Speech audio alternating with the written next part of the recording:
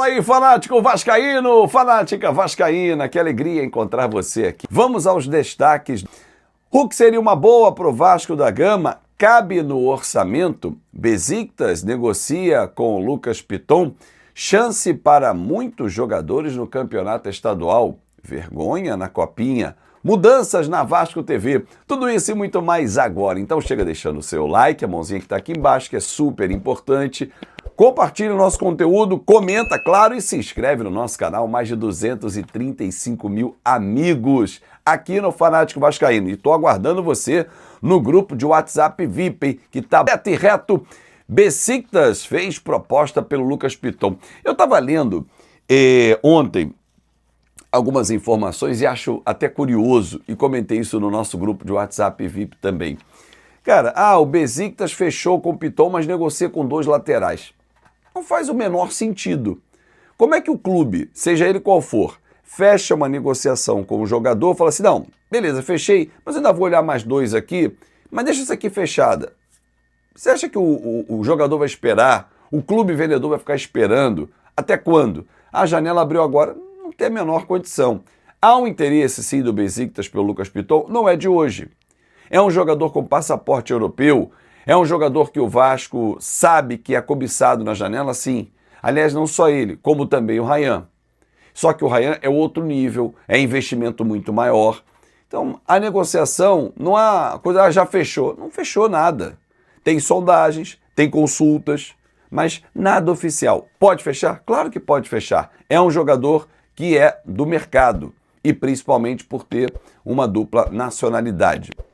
O Vasco, por isso, já olha o mercado também para uma reposição caso o Lucas Piton seja negociado nessa janela. Ryan, nessa janela, praticamente impossível. Pode até acontecer uma negociação, mas ele só vai no meio do ano. Tá? O Ryan é um jogador que tem um potencial muito grande. O Vasco não tem interesse em vendê-lo agora. Aliás, há quem defenda dentro do Vasco uma permanência maior do Ryan, como foi feito com o Neymar, na época lá no Santos, segurar pelo menos 2, 3 anos. E o Ryan, até dito pelo Diniz no fim do ano passado, se ele ficar mais um ano, ele vai estar com 20 anos para ir para o mercado europeu. Não é uma idade avançada. Mas compra um garoto novo. Cara, mas cada vez mais maturado, forte fisicamente, jogando o que ele está jogando, dá muito bem para pensar no Ryan mais um ano dentro do futebol brasileiro e quem sabe com uma Copa do Mundo nas costas. Não é absurdo nenhum pensar nisso. Bom, deixa eu falar sobre a mudança na Vasco TV. Ontem à noite essa notícia veio a público porque a Produz Esportes, que é uma produtora, assumiu também as operações de vivo e gravações. Ou seja, nada vai mudar, a direção continua com o competentíssimo Mário Vassalo, que traz números espetaculares, o corpo artístico segue e deve ser até mesmo pelo que eu soube, incrementado. O Vasco está buscando cada vez mais incrementar a Vasco TV, mas a Produz Esportes, que tem à frente o excelente Cal Mendes, que eu conheço há muitos anos. Ele é neto do grande Luiz Mendes, com quem eu tive o privilégio de trabalhar, o prazer de aprender com o Luiz Mendes. Ele é dono do estúdio Playhack, que fica na Barra da Tijuca, e é um estúdio que tem várias funcionalidades, dentre elas, por exemplo, serve de estúdio para gravações de séries, estúdio para ensaios das bandas que vêm para o Rock in Rio. Então, assim, é uma produtora de altíssimo nível que trabalha hoje com o canal Gold aqui do YouTube e a Flamengo TV também.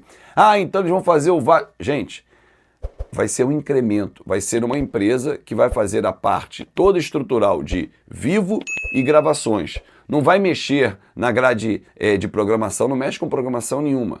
Continua com o Mário Vassalo e a sua equipe competente. Então vem para ajudar. Houve uma mudança técnica. Então uma outra equipe técnica que vai fazer os vivos com outros equipamentos, com algumas mudanças, mas nada que você, torcedor, não vai gostar, porque essa equipe é fantástica. Um grande abraço ao Cal Mendes e boa sorte a Produz Esportes também. Rapaz, que vergonha ontem.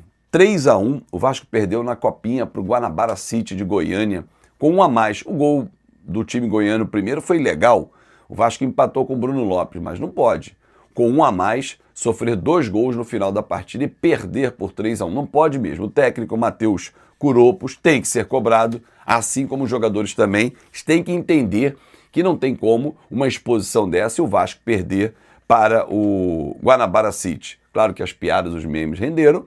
Agora o time volta a campo sexta-feira para enfrentar o I9, que ontem empatou com o Velo Clube em 2-2. Sorte do Vasco, que se manteve na segunda posição, e um empate.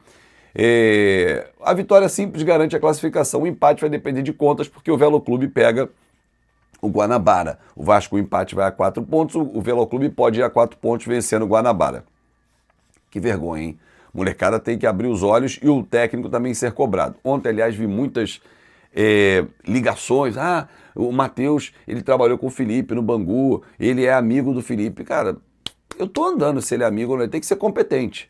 Se não é competente, e ontem a gente viu uma falta de competência no comando técnico nessa partida, a cobrança tem que ser feita, não importa. Mas ele não vai sair porque não tem nem que sair no meio da copinha, não existe isso. Mas a cobrança tem que ser feita. Uma coisa que eu não consigo entender é porque que o Cássio, que é o técnico sub-17, não subiu para o sub-20. Felipe Luiz no Flamengo subiu do 17 para o 20. E a história está aí para ser contada. E o Cássio tem tido sucesso no sub-17.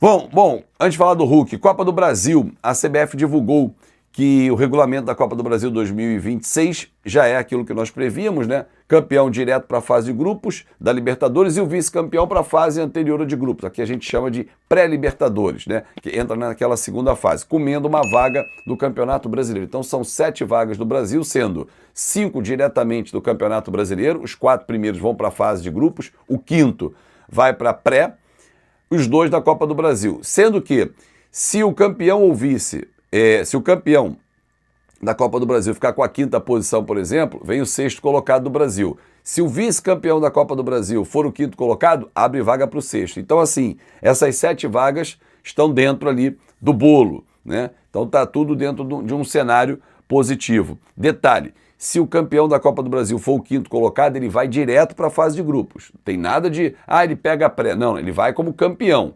Abre a vaga para o 6º e para a pré, né? Então, o campeão vai direto para a fase de grupos.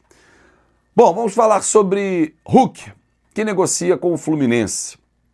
Ontem meu filho perguntou assim, pai, o Lucas, o Hulk não caberia no Vasco, não? Eu falei, porra, claro que sim. Mas tem 39 anos, ele ponderou. Verdade. É um baita jogador, um grande profissional. Vide o Fábio, goleiro do Fluminense, com 45, jogando em altíssimo nível. Ele tem mais esse ano de contrato com o Galo. Ganha um salário absurdo, é verdade, até para os padrões brasileiros. Ficou muito aborrecido com a forma como foi tratado pelo Galo. Veio a público dizer que não pediu rescisão contratual, que vai seguir o seu contrato, mas que não vai continuar no Atlético para 2027. Mas quando eu fiz a provocação para você, torcedor, na nossa thumb, o Vasco precisa ter um cara pesado, sim. Em algum momento o investimento do tamanho do Hulk vai ser necessário. Nesse momento, infelizmente, as nossas condições financeiras não permitem. Mas eu cresci vendo o Vasco pegar Bebeto do Flamengo, numa contratação de dar o chapéu no adversário, o Vasco repatriando Edmundo, o Vasco trazendo de volta Romário, estou falando de craques, de extra série, que é o caso do Hulk, para os padrões atuais. O Hulk seria o Bebeto, tirado de um rival e trazer. Só que hoje, infelizmente, nós não estamos ainda nessa condição. Porém, quem sabe, num futuro, com um patrocinador master investindo, ajudando, ou a própria Nike, mais à frente trazendo um extra série, eu não vejo 39 anos como empecilho. Para futebol brasileiro, não vejo mesmo. Ainda mais um cara que se cuida. Senão a gente vai rasgar a nossa história, porque Juninho Pernambucano jogou com a idade avançadíssima e alto nível. O Zé Roberto, hoje o Fábio, Paulo Baier e tantos outros exemplos positivos. Tem jogador que se arrasta e não chega nessa idade. Mas no caso do Hulk, atacante muito forte, uma pancada de fora da área, uma referência técnica, uma liderança. Você não ouve nenhum comentário de que ele desagrega, espalha a rodinha no vestiário. Eu gostaria, se tivesse condição hoje financeira, de buscar o Hulk no Atlético Mineiro. Mas infelizmente não tem. A nossa realidade é receber amanhã o Rojas, que é uma aposta, e eu estou levando fé, espero que vá muito bem. aguardar o desfecho pelo Saldívia e buscar 2 soluções ou 3 ainda para a composição do elenco. Aliás, em composição do elenco, vou falar mais no nosso Na Conta KTO a meio-dia, mas o campeonato estadual vai servir de laboratório para alguns jogadores. Testes mesmo. Maxime, Garré, Estrela, Esforça, são jogadores que serão muito observados pelo técnico Fernando Diniz e a nossa estreia já é dia 15 contra a equipe do Maricá em São Januário. Muito obrigado pelo seu carinho, pela sua atenção. Se chegou comigo aqui até o fim do vídeo, quero que você diga o que você achou da nova camisa do canal, hein? Olha, a identidade visual tá um espetáculo e aos poucos a gente vai mudando tudo. Vamos mudar o nosso cenário nos próximos dias. Camisa do canal, nova logo, enfim, tudo para você que gosta muito do Fanático Vascaíno. Muito obrigado pelo seu carinho, pela sua atenção e vamos juntos mais uma vez nessa super quarta-feira aqui no canal. Grande abraço e até mais tarde. Quero falar agora sobre o Vasco encaminhando o reforço que vem do Chile. Nas últimas horas, o Cruz Maltino e o Colo-Colo se acertaram para a transferência em definitivo de Alan Saldívia, zagueiro uruguaio titular absoluto da equipe chilena. Operação de $1,5 milhão por 50% dos direitos econômicos, a gente está falando de mais ou menos R$8.100.000. O uruguaio deve ter sua transferência confirmada até quarta-feira, quando embarca para o Rio de Janeiro para a realização de exames médicos e assinatura do contrato em definitivo. O Colo-Colo está tão decidido a fazer o negócio que inclusive já encontrou um substituto, Oscar Salomão, que joga no Boca Juniors e deve ser contratado por empréstimo. E o Vasco está em busca de mais R$80 milhões emprestados no mercado.